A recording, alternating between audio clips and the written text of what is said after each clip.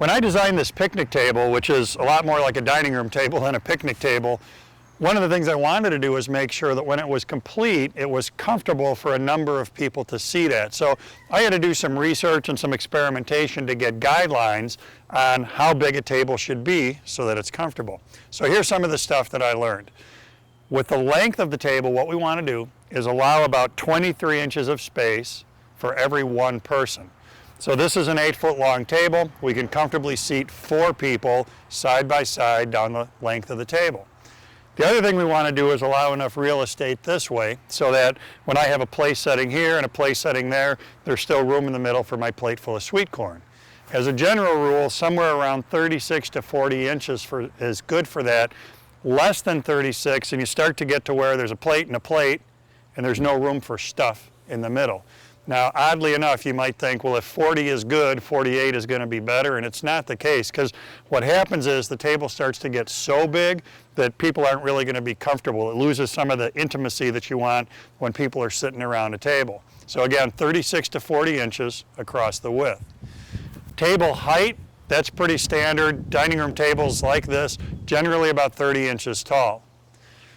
The other thing we should talk about is when you're going to sit at the table, you want to be comfortable sitting at it, so how high should your seats be? As a general rule of thumb, we want these to be about 17 inches tall or so. That's going to jive really well with the 30-inch table. One of the things I did on this project to make it more comfortable was I put a curve here in the benches themselves, and the dimension on that curve is important for it to be comfortable for you.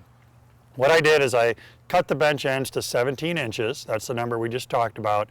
Then here in the center, I reduced that by 7/8 of an inch. So the middle of the curve is 7/8 lower than the high points on either side.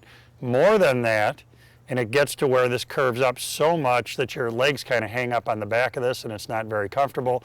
Less than that, and you really don't have enough curve for this to be comfortable for your butt at all.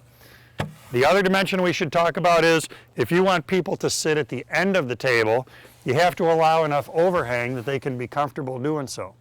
So on this one, I've allowed 14 inches here.